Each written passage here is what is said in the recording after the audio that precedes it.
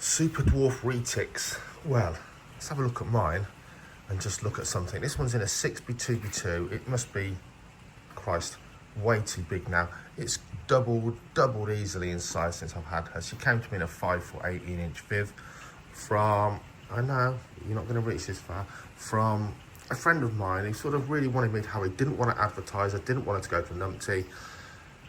I said no at umpteen times. Doesn't really fit in with my kind of snakes. I prefer wild type animals of all morphs, really, more or less. Anyway, really not my kind of thing. Love her to bits now. She's grown loads, but she's certainly outgrown what she's living in now. By the way, she has got, oh, have a look at her, you guys, just mind me, man. The lighting's just gone off on a timer, but very, very basic. Because for months now, I've been building her a new enclosure, and it kind of came to a standstill months ago. So we're going to crack on with that this evening. I just thought I'd talk to you guys about these snakes. There's so much arguing about what they are. So I'm going to show you some pure Kayuadi locality, wild type animals. So a dwarf variety. She's 50% Superdwarf, this girl. 50% Superdwarf. So half of her technically is a Superdwarf, and the rest is mainland. She's a golden child. If you love your morphs, lovely. I've seen much better coloured morphs of retics than her, but for my job working with the public, she is, however, absolutely brilliant. It seems to be that everyone remembers seeing a giant golden python, usually Burmese, but every snake gets all the ums and ahs. This one gets the wow. Kind of annoys me because I much prefer that normal type. Now she's hungry and I am warm, but you've got to allow the space. Those Kayuadis are very different at the moment, but this animal is not at all overfed, not at all. She's lean compared to most people's big retics, but she's actually a really good, healthy animal, well built. She eats, I don't feed her whole rabbits, to be honest. Squirrel size is what I normally give her, a whole squirrel or half-grown rabbit, which are wild source, because that's kind of what I do. But she's big. She's quite big, and I'll try and get her out when I want to try. I'll get her out when I've got time before the end of this video. I've got to crack on and do some work. But I'll get her out because you can't really see. In there, you might think, oh yeah, I've seen snakes in those kind of size enclosures. Mine are like that. They're in a rack, whatever. This girl's massive. Even the 7 foot be 4 foot be 3 foot enclosure she's going in, she'll be able to use every bit of it. And that's what I think you have to bear in mind with retics. As pythons go, generally, if they're fed correctly, they're not fat lumps. They do like to move around, and they do move around. 3-dimensionally, they'll use all aspects of their enclosures. That's what makes them probably the best larger python to keep. They're just lovely animals to work with. And they seem intelligent as snakes go, for sure, and they like to do stuff. So she's a snake in a box, very much. She needs to go in a larger enclosure. She's got one heat source, which, let's face it, she's got to move around a bit to warm her whole body up now. She's just plainly outgrown this enclosure by miles and hadn't had an upgrade literally months ago that she needed, for sure.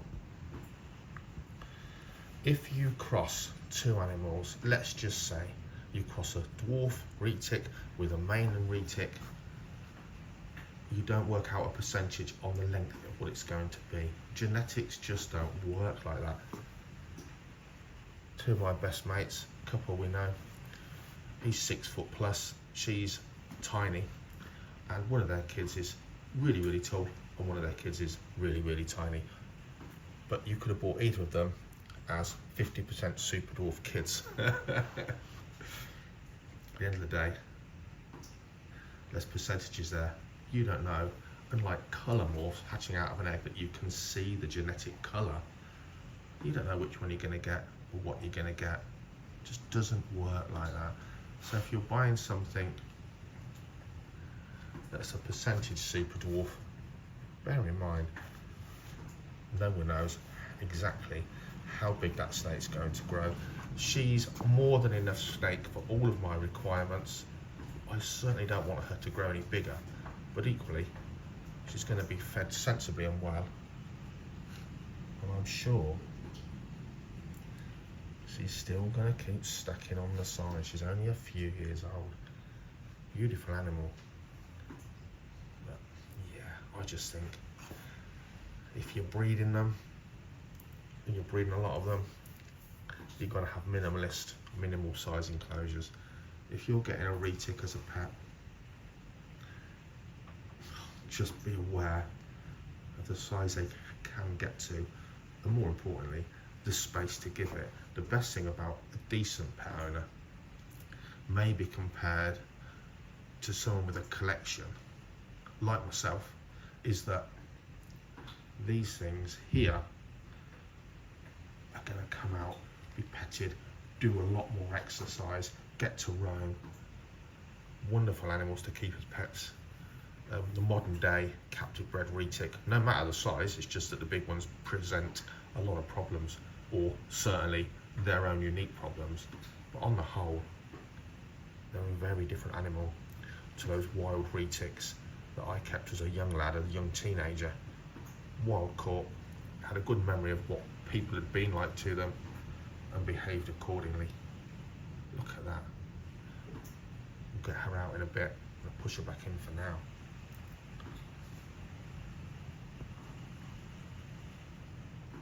So here is her new enclosure that's been sitting like this now for quite some time. So it's about 7 foot left to right, it's 3 foot front to back, and it's 4 foot high. What we've got to do today, we're going to put this shelf up to massively increase the floor space. And that's the good thing about retics, they love to climb. Where we put it, I'm not entirely sure. I think I'm going to go quite high to give it that real snug feeling. We're going to put the heat source below it, and then something to bask on beneath it. That way heat will rise, there'll be heat up there above, there'll be a basking spot below, and then we'll have lighting near the front so it shines down and illuminates most of it. It'll also give us a shady corner back there for her to enjoy. And then we're going to use some sturdy logs and things. Keep it quite simple, but certainly there's no point having empty space. Put something along there so you can crawl along and explore. So today's job is to get this up and get the door frames built. I'm going to put on here, it's a big strong snake, I'm actually going to do frame doors that open out like a cupboard, a wardrobe if you like, and then I'm probably going to use 5mm acrylic instead of glass on this one.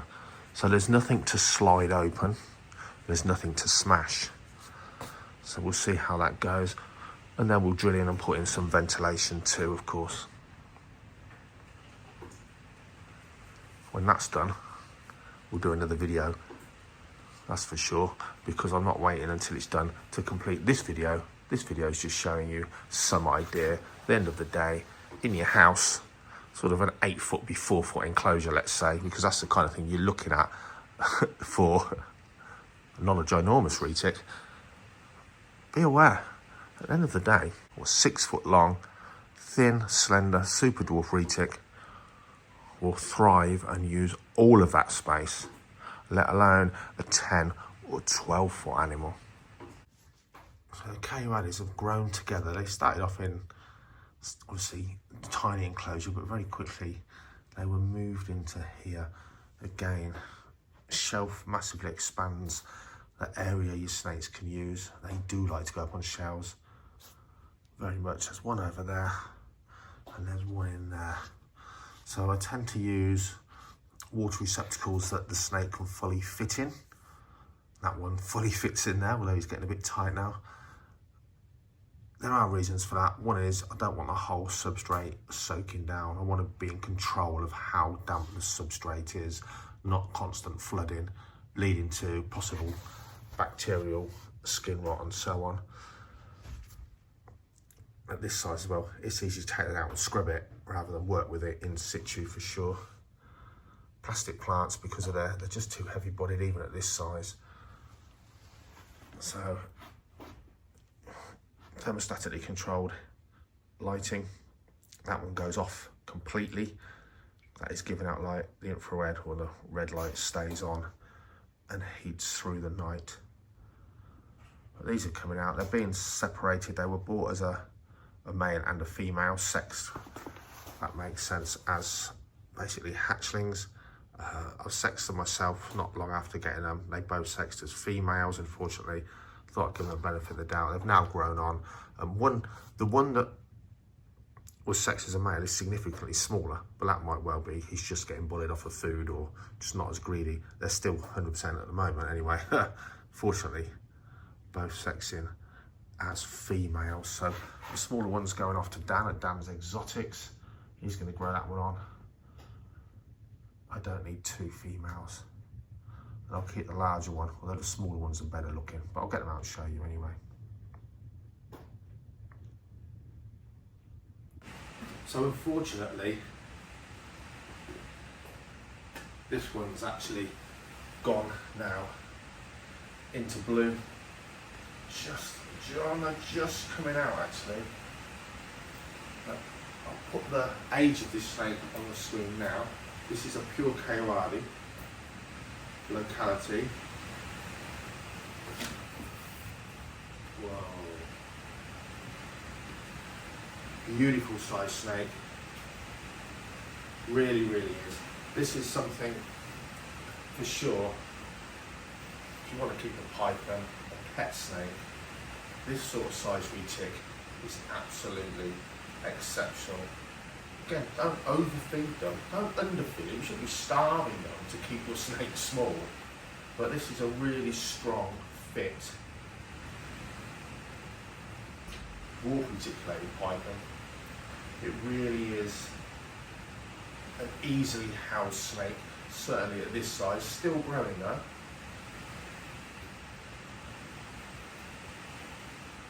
Maybe the pure localities, if you trust your breeder, you're going to know a lot more about the eventual size than anything that's a mix of mainlands and dwarfs.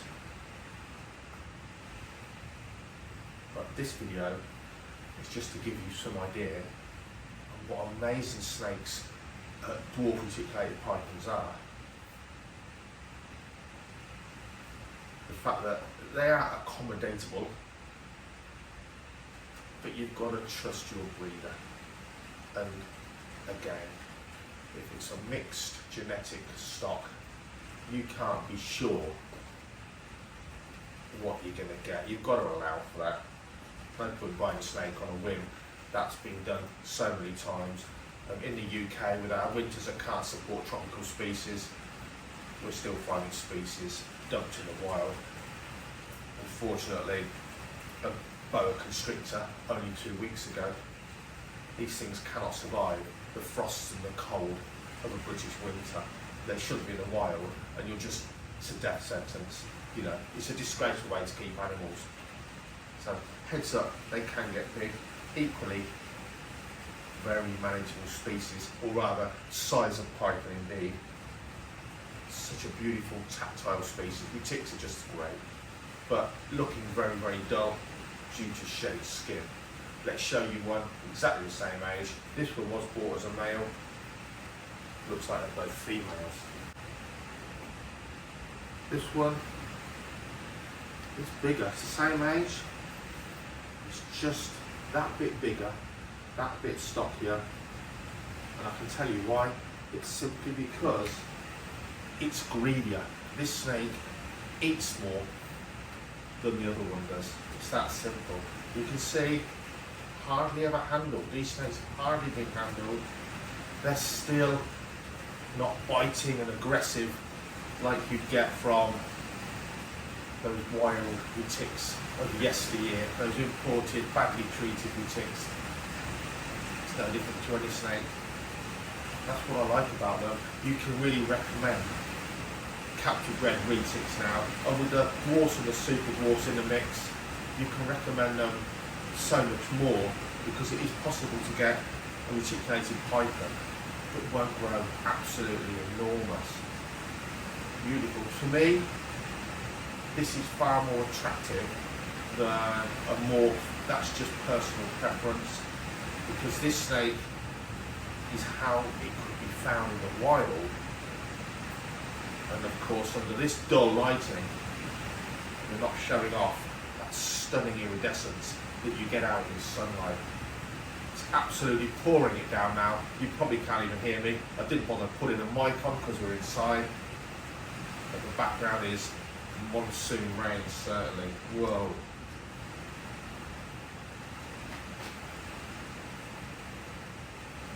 Beautiful, and still a very manageable size, easy to keep, petable. This will get so incredibly tame already now, just 2 minutes of handling.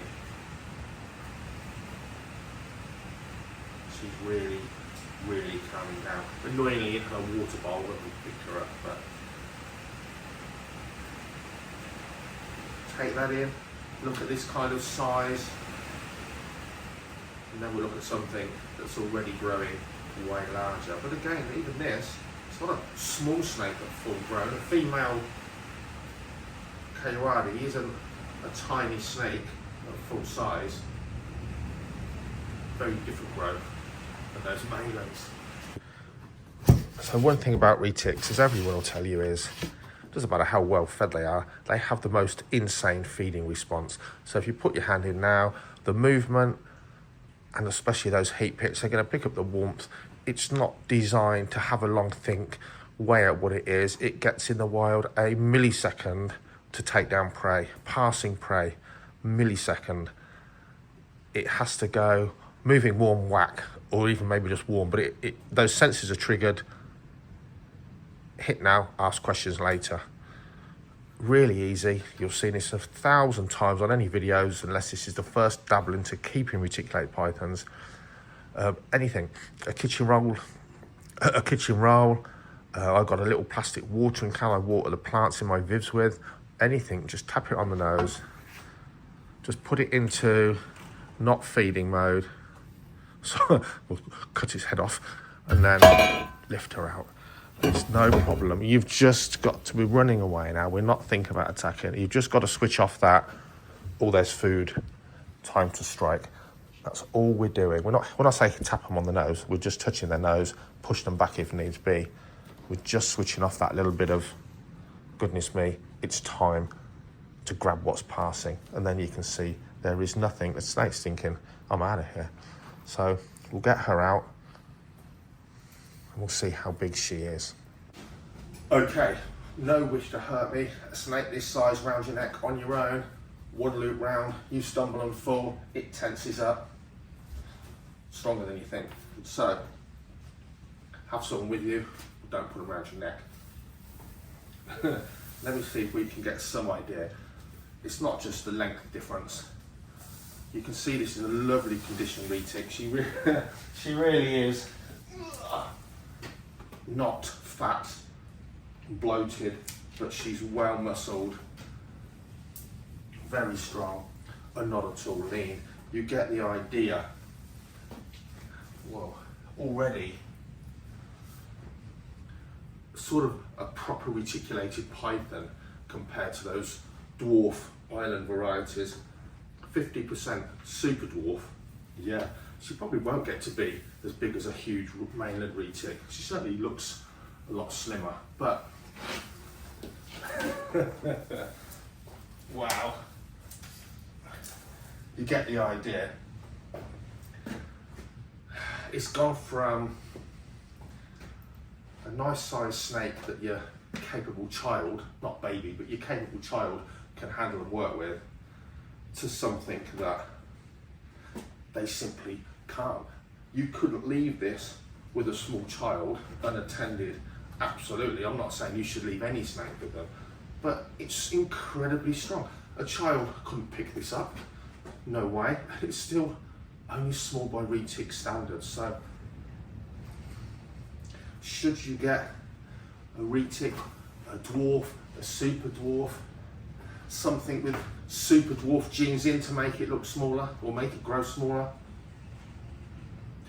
yeah, these are some retics on the whole are some of the best snakes you'll ever have. If you want a big, decent size pet snake, they just make such fascinating, tactile, interesting snakes to work with at all sizes. It really is just the fact that 99% of people cannot have, they can't work with, they can't cope with, they haven't got the facilities for a 15-foot plus reticulated python. 12-foot Kayuadi, more manageable. A male, more manageable. So some of the other iron races get even smaller. Just bear in mind, if it says it's a percentage Superdwarf on the tin, that's a very soft plastic tin that can stretch an awful lot with its contents. This is a lovely snake. This snake gets all the wow factor from the general public. It's big for most people. You know, most people's eyes, this is big. And I just love, people John, I just love the look of these golden snakes. It's usually a Burmese they see, but it's the same thing in their eyes, a big golden snake. It seems to just stick in their memory. This is a lovely size snake if you want a big snake to work with. Housing it when it's bigger, managing it when it's bigger, like a lot bigger. What if it's a snake that grows twice this size? I don't want to put anyone off keeping these because I think they're great. Equally, I don't want people getting snakes that they're passing around, they're keeping neglected in filth because they can't manage with them and bothered. And worse still, snakes they're letting go because they get too big. That's wrong on so many levels. Have a look. I'll absolutely crush my leg. Imagine if that was your neck and you was on your own. Not trying to hurt you at all. Just getting a secure grip so it doesn't fall.